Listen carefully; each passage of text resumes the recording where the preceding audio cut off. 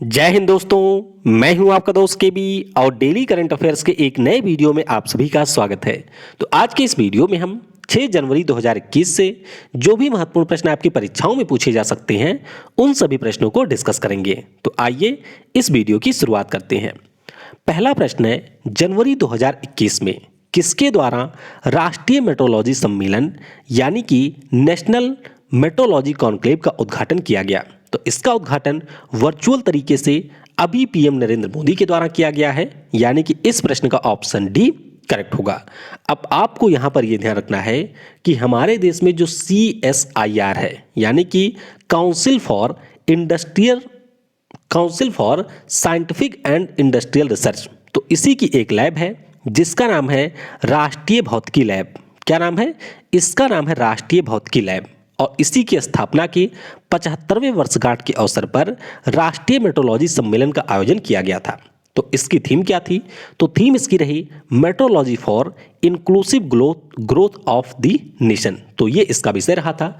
इसके अलावा आप ध्यान रखेंगे कि पीएम के द्वारा इसी अवसर पर जो राष्ट्रीय पर्यावरण मानक लैब बनाया जाएगा उसकी भी आधारशिला रखी गई है। तो ये सारे पॉइंट आपको राष्ट्रीय मेट्रोलॉजी सम्मेलन से याद रखने हैं। इस वीडियो की जो PDF है वह आपको मिल जाएगी टेलीग्राम पर। तो टेलीग्राम पर आपको सर्च करना है KV गुरुजी, जहां से आप इसके PDF को डाउनलोड कर सकते हैं। और वीडियो अगर आपको पसंद आता है तो इसे लाइक करने के साथ अपने सभी दोस्तों के साथ में शेयर जरूर करिएगा। अगला प्रश्न है, भारतीय सेना ने किस रक्षा कंपनी के साथ 12 फास्ट पेट्रोल नौकाओं की खरीद के लिए एक समझौता किया है? तो ये समझौता अभी किया गया है गोवा शिपयार्ड लिमिटेड के साथ में, यानी कि इस प्रश्न का ऑप्शन ए करेक्ट होगा। अब मन में आपके यहाँ पर सवाल ये आ सकता है कि जो हमारी इस प्रकार की बोट या नौकाएं होती हैं उनका उपयोग तो हमारी नेवी करती है, तो फिर भारतीय सेना यहाँ पर क्यों खरीद रही है? तो इसके पीछे का रीजन है पैंगोंग सो लेक। कौन सा? पैंगोंग सो लेक, जो कि आपको मिलेगा लद्दाख में। तो आपको पता होगा कि पिछले साल से ही दोनों देशों यानी कि चीन और भारत के बीच की जो ये पैंगोंग सो लेक है यहाँ पर दोनों देशों की सेनाएं तैनात हैं। तो इसीलिए जो पैंगोंग सो लेक है यहाँ पर निगरानी के लिए भारतीय सेना गोवा शिपयार्ड लिमिटेड से 12 फास्ट पेट्रोल नौकाओं को खरीद रही है। पैंगोंग सो लेक की अगर हम लोग बात करते हैं तो इसका जो अधिकांश हिस्सा है वह आपको मिलेगा चीन में, जिसमें से 45 किलोमीटर का जो हिस्सा है वह हमारे देश भारत में है। तो ये भी आपको ध्यान रखना है। और पैंगोंग सो लेक तो वैसे भी हमेशा चर्चा में रहता है। अगला प्रश्न है, जनवरी 2020 में किस देश की संसद ने मलाला यूसुफजई स्कॉलरशिप एक्ट को पास किया है? तो ये पास कर दिया है अभी अमेरिका की संसद ने। तो इस प्रश्न का ऑप्शन सी करेक्ट होगा। अब अमेरिका की संसद का क्या नाम है? तो पहले तो आप यही ध्यान रखेंगे कि अमेरिका की संसद का नाम है कांग्रेस। जिस प्रकार से हमारे यहाँ पर कांग्रेस एक पार्टी है, उसी प्रकार से अमेरिका की जो संसद है इसका नाम रखा गया है कांग्रेस। अब मलाला यूसुफजई के बारे में भी आपको ध्यान रखना है। ये पाकिस्तान की एक सामाजिक कार्यकर्ता हैं, सबसे कम उम्र में नोबेल पुरस्कार के विजेता हैं। वर्ष 2014 में हमारे भारत के जो कैलाश सत्यार्थी साहब थे उनके साथ में इनको नोबेल का शांति पुरस्कार दिया गया था। तो सबसे पहले तो आपको यही प्रश्न याद रखने हैं। बाकी अगर हम लोग मलाला यूसुफजई स्कॉलरशिप एक्ट की बात करते हैं तो यह एक प्रकार का कानून है और इस कानून के अंतर्गत जो भी पाकिस्तान में पढ़ने वाली महिलाएं हैं या फिर बच्चियां हैं उनको छात्रवृत्ति यहाँ पर अमेरिकी कांग्रेस के द्वारा दी जाएगी। अब अमेरिकी कांग्रेस का यहाँ पर एक संस्था है जिसका नाम है United states agency for international development. और यहाँ पर ये जो एक्ट पारित हुआ है अमेरिका में, जिसे अभी राष्ट्रपति डोनाल्ड ट्रंप की मंजूरी मिलना शेष है, इसके माध्यम से ये जो एजेंसी है वह 2020 से लेकर के 22 के बीच, कब से? 2020 से 22 के बीच में जो भी यहाँ पर पात्र महिलाएं होंगी उनको 50% छात्रवृत्ति दी जाएगी। यानी कि जो ये टोटल छात्रवृत्ति देता है उसमें से 50% पाकिस्तान की जो भी एलिजिबल कैंडिडेट होंगी उनको उच्च शिक्षा के लिए दिया जाएगा। तो ध्यान रखिएगा, ये एक्ट पास कर दिया है अमेरिका ने। अगला प्रश्न है, जनवरी 2021 में केंद्रीय मंत्री धर्मेंद्र प्रधान ने किस राज्य में भारत के पहले माइग्रेंट वर्कर सेल का उद्घाटन किया? तो इसका उद्घाटन अभी किया गया है गुजरात राज्य में, यानी कि इस प्रश्न का ऑप्शन बी करेक्ट होगा। अब ये है क्या, यानी कि माइग्रेंट वर्कर सेल है क्या? तो पहले तो आपको ये ध्यान रखना है कि जो हमारे पेट्रोलियम और प्राकृतिक गैस, इसके अलावा स्टील मंत्री हैं धर्मेंद्र प्रधान जी, इनके द्वारा इसका उद्घाटन गुजरात के सूरत शहर में किया गया है।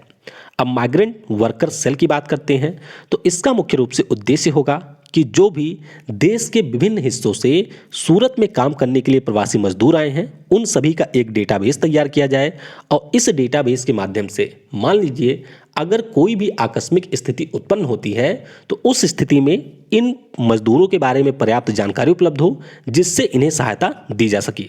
तो ध्यान रखिएगा, राष्ट्रीय शहरी आजीविका मिशन के अंतर्गत सूरत नगर निगम की यह एक पहल है, यानी कि जो माइग्रेंट वर्कर सेल है इसे यहाँ की नगर निगम के द्वारा स्थापित किया गया है।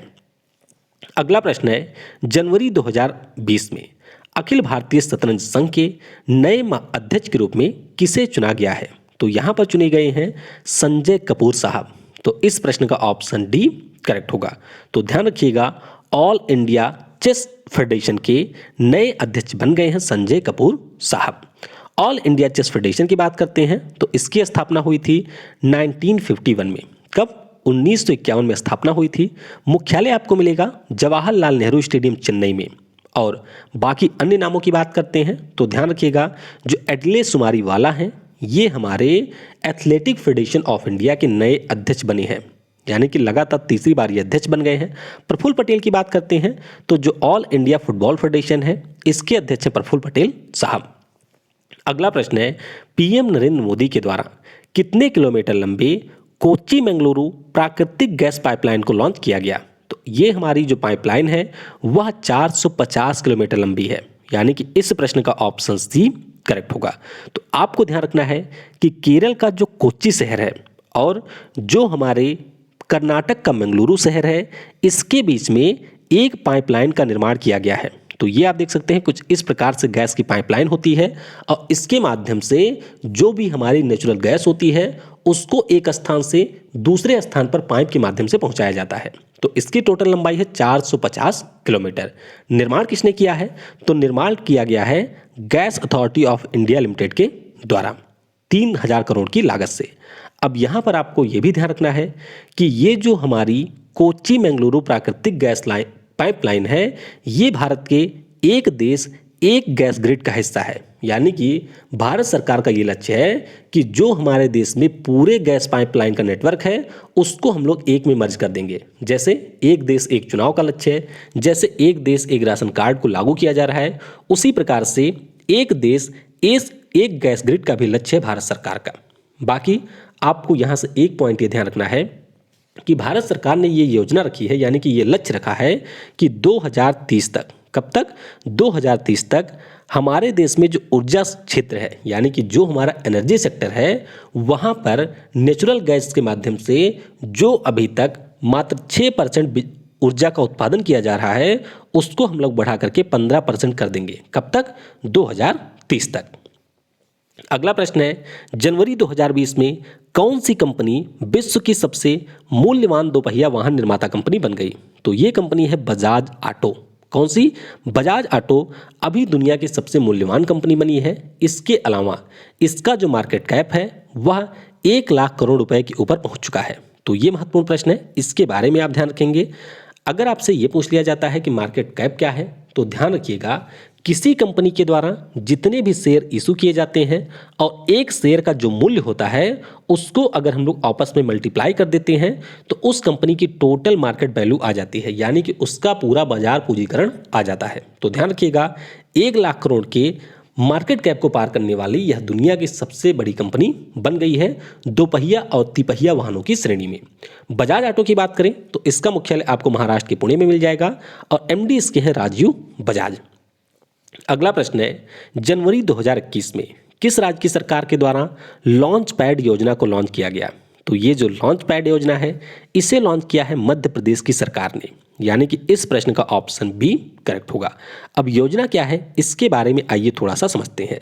तो पहले तो आपको ध्यान रखना है कि जो भी मध्य प्रदेश राज्य के 18 वर्ष से अधिक आयु के बच्चियां हैं या फिर बच्चे हैं, यानी कि चाहे बॉय की बात करें या गर्ल हैं, उनके लिए इस योजना की शुरुआत की गई है बाल सुरक्षा योजना के अंतर्गत।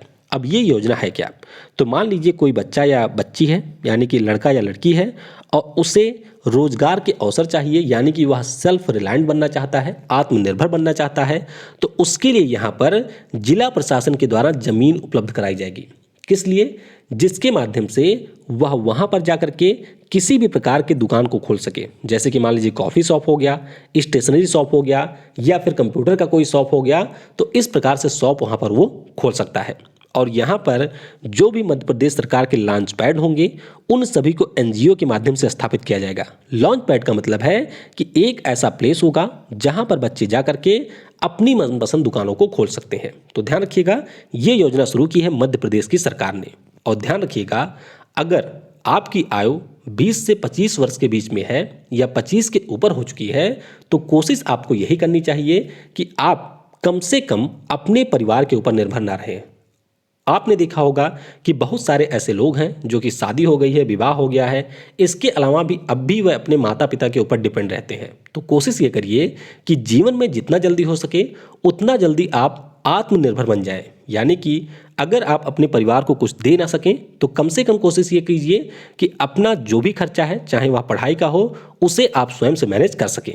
तो ये आपको कोशिश करनी चाहिए।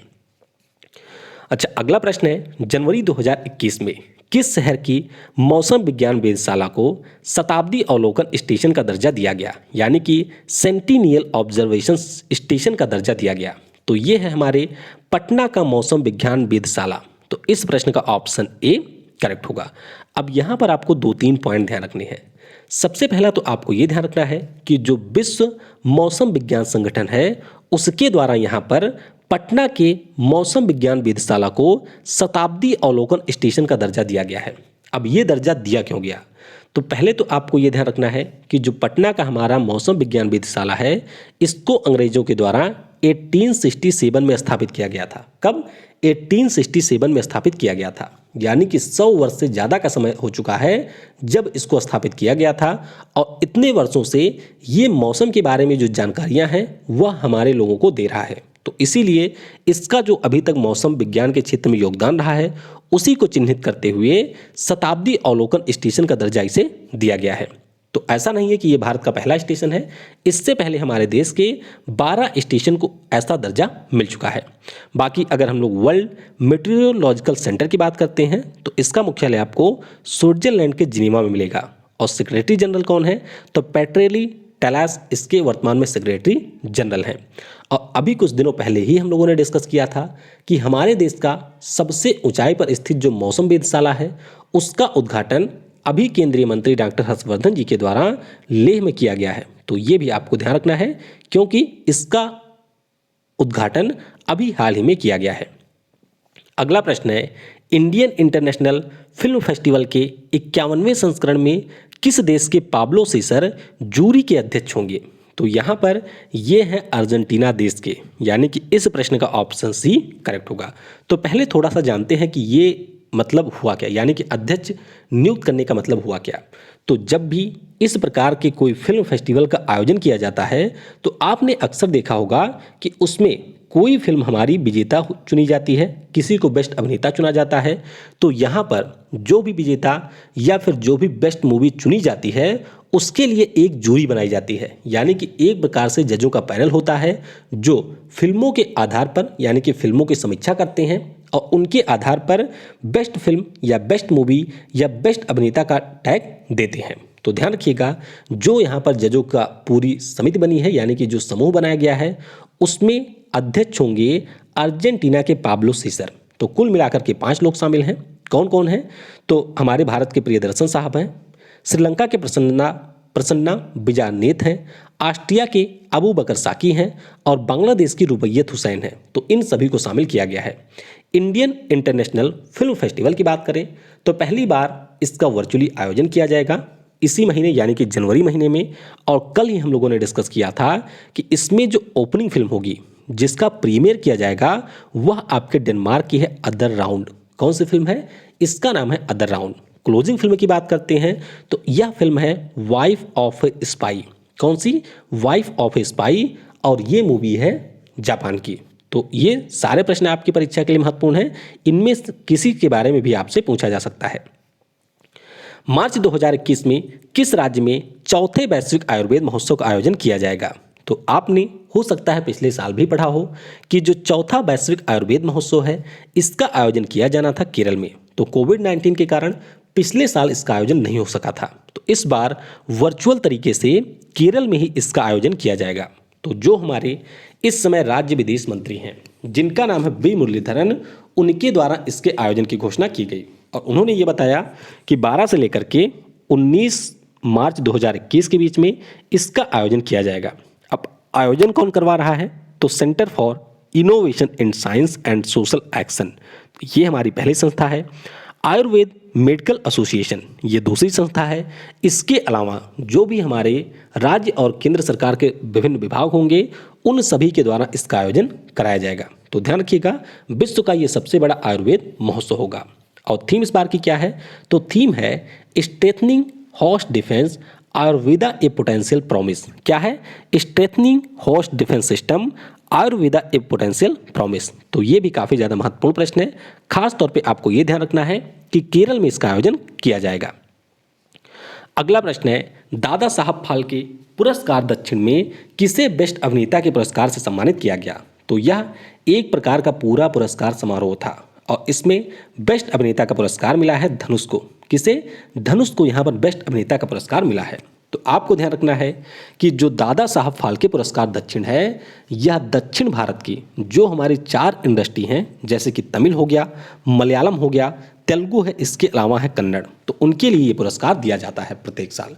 बेस्ट अभिनेता का पुरस्कार मिला है धनुष को इनकी मूवी असुरम के लिए और ये अभी अक्टूबर महीने में ही आई थी।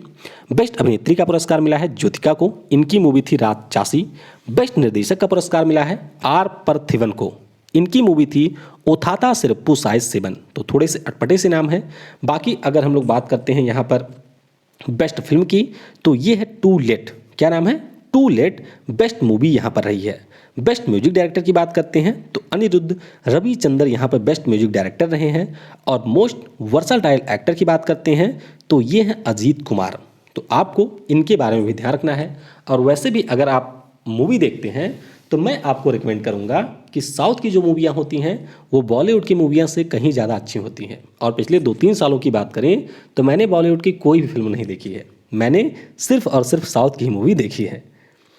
चलिए चलते चलते कुछ अन्य प्रश्नों के बारे में जान लेते हैं। महाराष्ट्र के पूर्व कैबिनेट मंत्री थे जिनका नाम था बिलास पाटिल अंदलकर और इनका अभी हाल ही में निधन हुआ है। भारतीय सेना के द्वारा एक नए ह्यूमन राइट्स सेल का गठन किया गया है। किसका? ह्यूमन राइट्स सेल का गठन किया गया है और इसके पहले एडिशनल डायरेक्टर जनरल के रूप में गौतम चौहान जी नियुक्त किए गए हैं। कौन? गौतम चौहान नियुक्त किए गए हैं। तो ये आपके लिए महत्वपूर्ण प्रश्न होगा। जम्मू और कश्मीर राज्य में अभी राष्ट्रीय लोक नृत्य महोत्सव यानी कि नेशनल फोक डांस फेस्टिवल का आयोजन किया गया और पद्मश्री पुरस्कार विजेता कर्नल नरेंद्र बुल कुमार का अभी हाल ही में निधन हो गया है। तो जब 1984 में भारतीय सेना ने सियाचिन को जीता था उस दल के ये सदस्य थे और अभी हाल ही में इनका निधन हो गया है। कल मैंने आपसे पूछा था कि खेल मंत्रालय ने कितने खेलों को चौथे खेलो इंडिया यूथ गेम्स में स्वदेशी खेलों के रूप में शामिल करने को मंजूरी दिया है? तो इन खेलों की संख्या है 4। कितनी है? इनकी संख्या है 4। कौन कौन से?